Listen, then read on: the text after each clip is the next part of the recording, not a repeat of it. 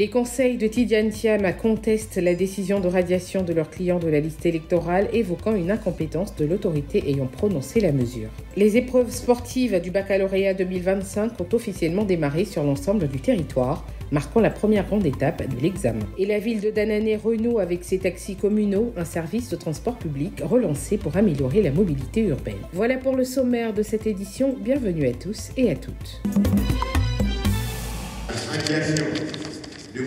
Thiam est un acte de braquage judiciaire dans le domaine du juge de la nationalité.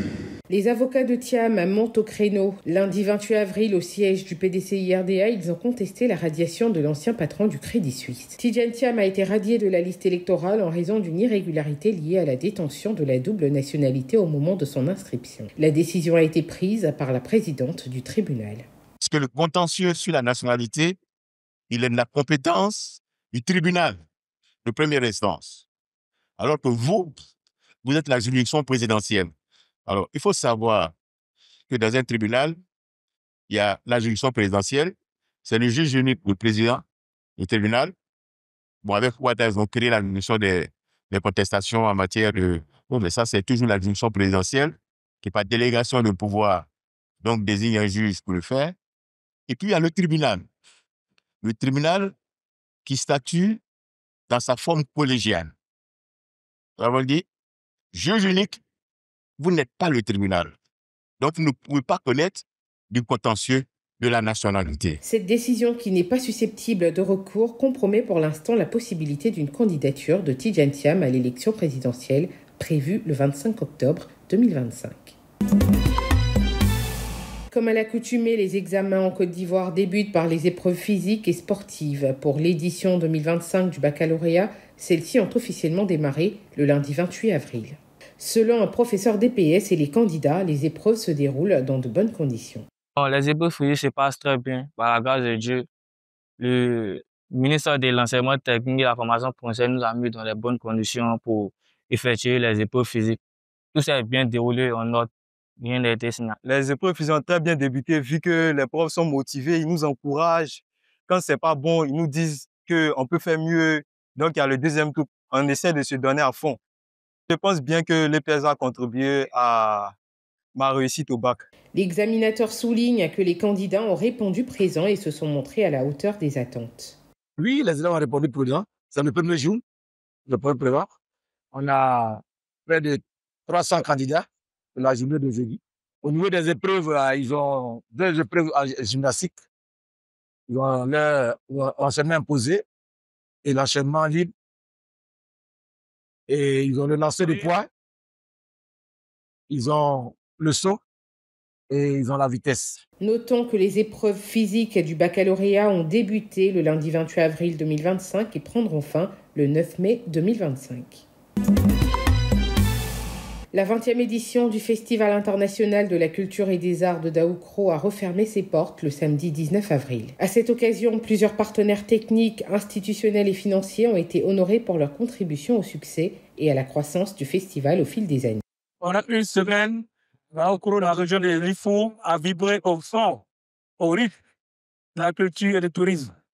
Des moments de reconnaissance, des mémoires, des témoignages à l'endroit de tous les clonés, de tous les mécènes, de tous ceux qui, à un moment donné, ont donné de leur temps pour que ce festival puisse se tenir. Si on en juge par l'influence que nous avons eue à la place HKV, on peut dire, sans risque de nous tromper, que le thème de cette édition a été atteint.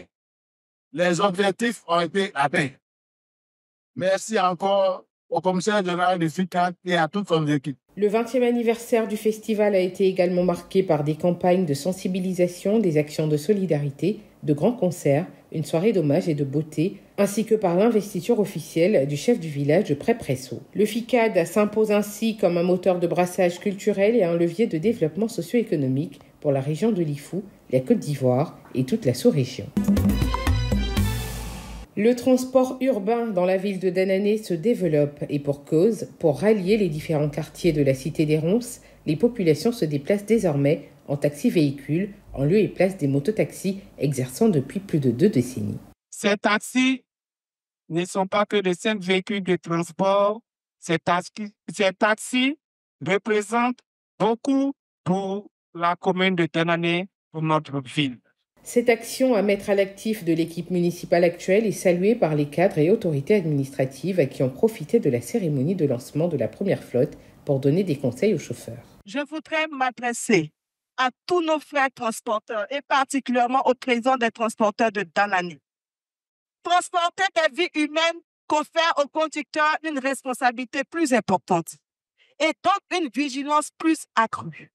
La courtoisie au volant et la bienveillance à l'égard de la clientèle doivent être les principes qui guident vos actions quotidiennes.